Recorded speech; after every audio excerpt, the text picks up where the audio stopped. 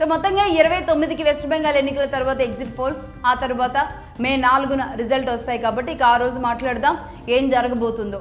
పర్టికులర్గా ఈ రెండు రాష్ట్రాల పరిస్థితులు, భవితవ్యం రేపు మళ్ళీ 2029లో రాబోయే జనరల్ ఎన్నికల మీద ఖచ్చితంగా ప్రభావం చూపే పరిస్థితులు ఉంటాయి అని అందరూ భావిస్తున్న నేపథ్యంలో పర్టికులర్గా ఎన్డీఏ అండ్ బీజేపీ కూడా బలంగా పనిచేస్తున్న పరిస్థితి. ఇటు తమిళనాడులో సరే అన్నామలైని ఒక రకంగా అధ్యక్ష బాధ్యతల నుంచి పక్కన పెట్టినప్పటికీ కూడా అన్నామలైకి ఒక రాజ్యసభ, ఆంధ్రప్రదేశ్ నుంచి రాజ్యసభ సీట్ ఇచ్చేలాంటి ఏర్పాట్లు కూడా చేస్తున్న నేపథ్యంలో అన్నామలైకి ఆ స్థానాన్ని ఇస్తూనే మరి తమిళనాడు ఈసారి సైలెంట్గా ఉంటుందా?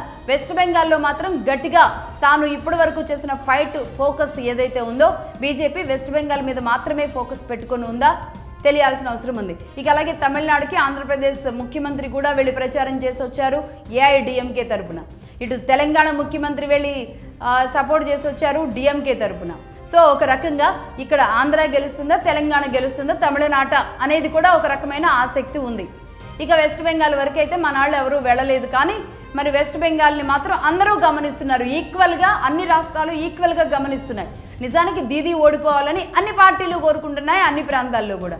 చూద్దాం మరి ఇంతమంది కలిసి మరి ఒక మహిళ ఓటమిని కోరుకుంటున్నారు అంటే మరి ఆవిడ ఏ స్థాయిలో విజృంభిస్తున్నారో అర్థం చేసుకోవచ్చు. That's all for now. మరిన్ని డీటెయిల్స్ కోసం మళ్ళీ 29న అలాగే 4న మళ్ళీ మాట్లాడదాం. చూస్తూనే ఉండండి మగధా న్యూస్. నేను లక్ష్మి.